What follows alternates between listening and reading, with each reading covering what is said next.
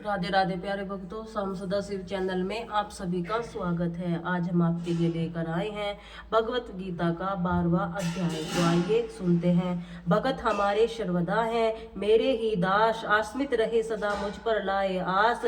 करते मेरा जो स्मरण मेरे वही काहे, छोड़ मुझे जगत में और कहाँ न जाए।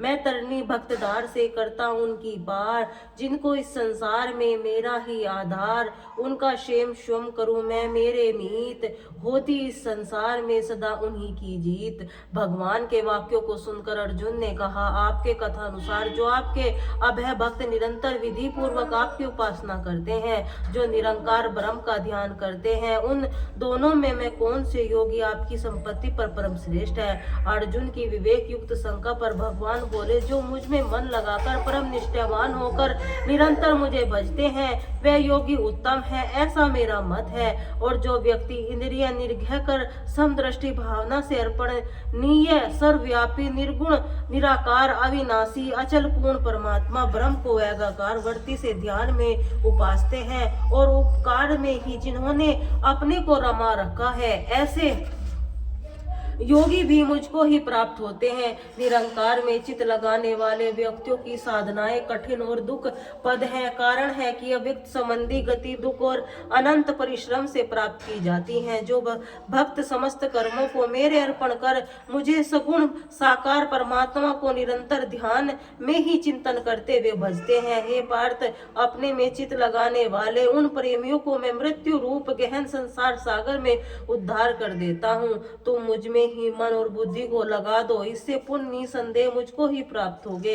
हे धनंजय, यदि तुमने इतनी सामर्थ्य नहीं है कि मुझ में दृढ़ता से चित्त को लगा सको, तो अभ्यास योग द्वारा मुझे प्राप्त करने के लिए प्रबल इच्छा करो। कदाचित अभ्यास भी न कर सको तो प्रत्येक कर्म मेरे ही लिए करो। मेरे लिए कर्म करने से जो तुम्हें मुक्ति रूपी सिद्धि प्राप्त हो जाएगी।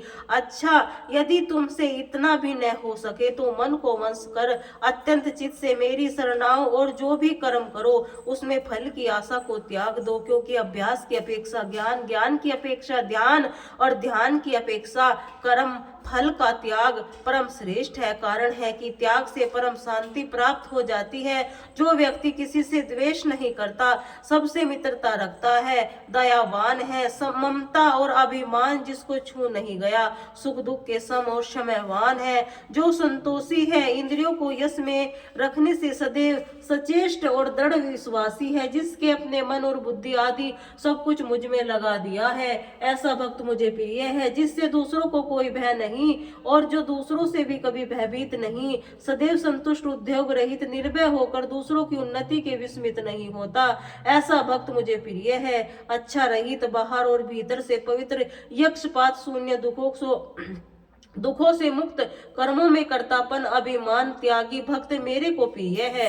जो न कभी विशेष हर्षित ही होता हो, न किसी की प्रीति द्वेष बुद्धि को रखता हो, न चिंतन रखता हो, न कुछ आकांक्षा ही रखता हो, और जो शुभ त्याग कर चुका है, ऐसा भक्त मुझे प्रिय है। जो शत्रु मित्र मान अपमान सर्दी गर्मी और सुख दुखों में सम शारीरिक आसक्ति से रहित है, जो निंदा और स्तुति पर सम सदैव मनन करने वाला, जो समस्त ममता रहित है, जिसे किसी स्थान विशेष मोह नहीं होता, संतोषी स्वभाव वाला है और दृढ़ बुद्धि भक्त जिसे प्रिय है, जो मुझ में ही परमात्मा रूप परम गति तथा पूज्य जानकर एकमात्र निर्मल मन से श्रद्धावान होकर उपरोक्त अमृत तुल्य शब्दों से निष्ठा रखकर धर्म का शुद्ध आचरण करते हैं, वे मुझ में परम प्रिय हैं।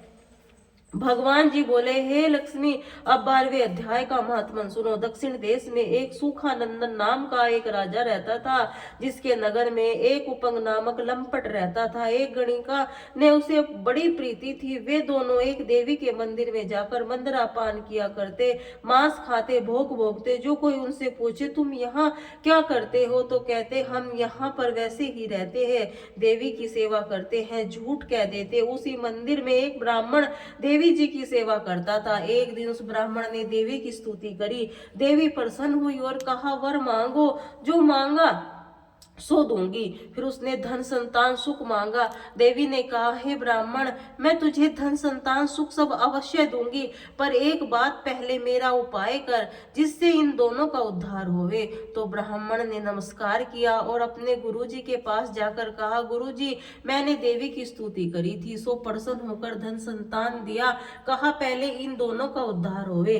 तब गुरु ने कहा, ब्राह्मण चल नारायण जी से पूछे। तब दोनों ने नारायण जी का तप किया, तीर्थ व्रत किए, भगवान प्रसन्न हुए, आकाशवाणी हुई। तब भगवान गरुड़ पर सवार होकर आए, कहा, तेरी क्या इच्छा है। ब्राह्मण ने पिछली बात कही देवी कि मैंने भक्ति करी थी, वह प्रसन्न हुई और कहा, धन संतान देती हूँ, आप कृपा कर कहो कि इनका उद्धार किस प्रकार हो सकता है। तब नारायण जी बोले, हे ब्राह्मण, गीता के 12वें अध्याय का पाठ सुनाओ, तब उन दोनों का उद्धार होगा। तब ब्राह्मण ने भगवान की स्तुति करी, धन्यवाद दिया।